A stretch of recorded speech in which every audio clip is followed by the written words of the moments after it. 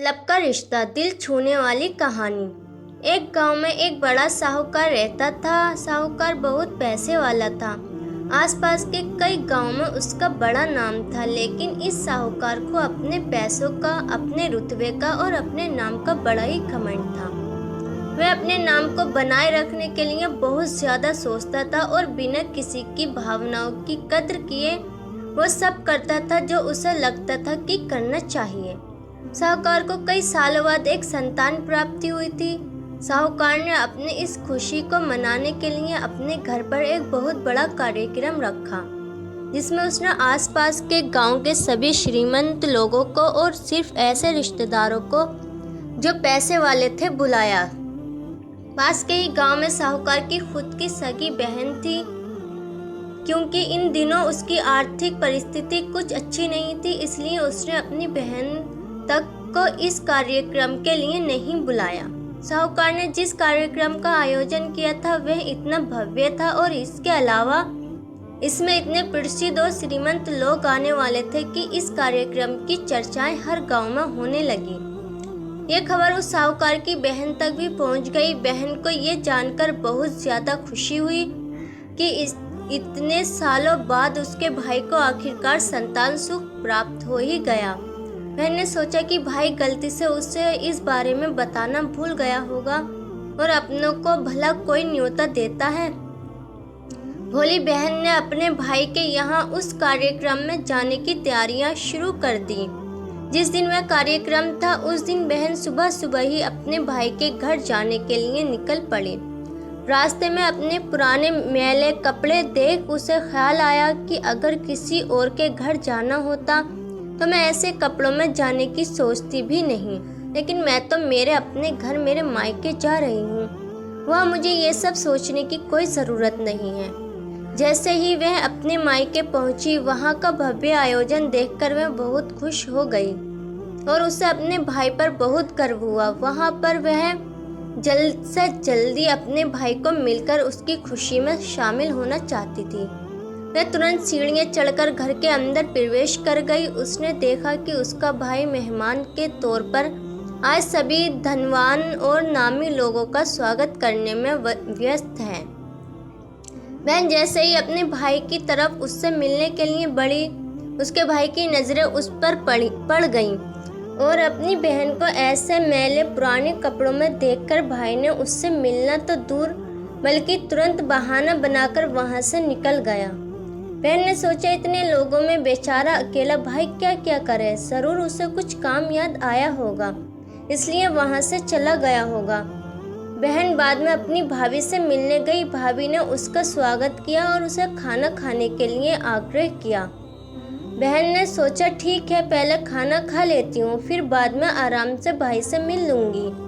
बहन खाना खाने के लिए पंगत में बैठी। साहूकार ने देखा कि अपने सभी धनवान मेहमानों के बीच उसकी करीब बहन बैठी हुई है।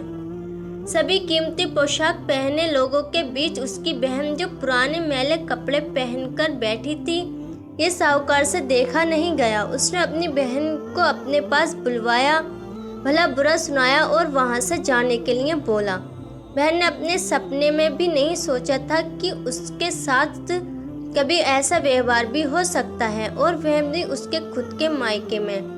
अपना अपमान होने के बाद बहन तुरंत अपने घर ससुराल जाने के लिए चल पड़ी। बहन इस बात को बचा ही नहीं पा रही थी कि उसके अपने भाई ने उसके साथ इतना बुरा व्यवहार किया।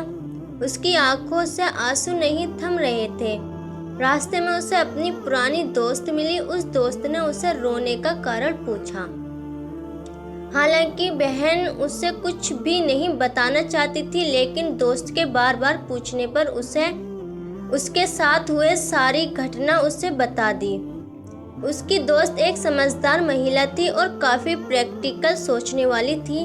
उसने कहा अगर तुम मेरी बात मानो तो एक दिन तुम्हारा भाई खुद तुम्हें अपने यहाँ बुलाएगा और तुम्हें माफ़ी मांगेगा। बहन ने उसे कहा कि मैं तुम्हारी हर बात मानूंगी, बताओ मुझे क्या करना होगा। दोस्त ने कहा कि तुम इस अपमान को, इस दुख को एक दिशा दे दो और कोई गृह उद्योग शुरू कर दो। उसमें इतनी मेहनत करो कि उस काम में तुमसे अच्छा कोई भी ना हो। बहन को अपनी दोस्त की बात अच्छी लगी। उसने घर पहुंचकर अपने आंसू पोंछकर उसी दिन से एक गृह उद्योग शुरू किया। उसने दिन रात मेहनत की, अपने साथ कई और गांव की महिलाओं को जोड़ा और देखते ही देखते उसका गृह उद्योग चल पड़ा। कुछ ही सालों में आसपास के 50 गांवों में उसका नाम और रुतबा काफ़ी बढ़ गया और अब वह पैसों के मामले में अपने भाई से भी ज़्यादा बड़ी बन गई। भाई को भी जब ये पता चला कि उसकी बहन इतनी श्रीमंत हो गई है तो उसने सोचा कि एक बार उससे मिलकर आया जाए। मैं जब अपनी बहन को उसके घर मिलने पहुंचा तो बहन ने उसका किसी राजा महाराजा की तरह स्वागत किया, उसके पसंद खाना खिलाया। बहन का ऐसा व्यवहार देखकर भाई को अपनी पिछली गलती का एहसास हुआ, इसलिए उसने अपनी बहन को अपने घर होने वाली आयोजन के लिए आमंत्रित किया। कुछ ही दिनों बाद बहन अपने भाई के यहाँ उस आयोजन के लिए पहुँच गई। जैसे ही बहन अपने भाई के यहाँ पहुँची, उसका भाई उसके स्वागत के लिए दरवाजे में ही खड़ा था। बहन अपनी महंगी गाड़ी में आई थी। उसने बहुत कीमती साड़ी और उससे भी ज़्यादा कीमती गहने दागिने पहन रखे थे। बहन का ऐसा ठाट बाट देखकर सिर्फ भाई नहीं बल्कि उसका पूरा गांव दंग रह गया। भाई दौड़कर आया और बहन की गाड़ी का दरवाज़ा खोलकर उससे बाहर आने के लिए कहा और बड़े प्यार से उसे पूजा का प्रसाद ग्रहण करने के लिए बुलाया। बहन को इस बार 12 पकवान परोसे गए थे। चांदी की थाली में उसे खाना दिया गया था। वह साथ में एक सोने की चम्मच भी रखी गई थी। उसके बैठने के लिए बेशकीमती पाट रखा गया था। बहन को ये सब देखकर उसके वह पुराने दिन याद आ गए जब भाई ने उसे बिना खाना खिलाए ही भला बुरा कहकर वापस लौटा दिया था।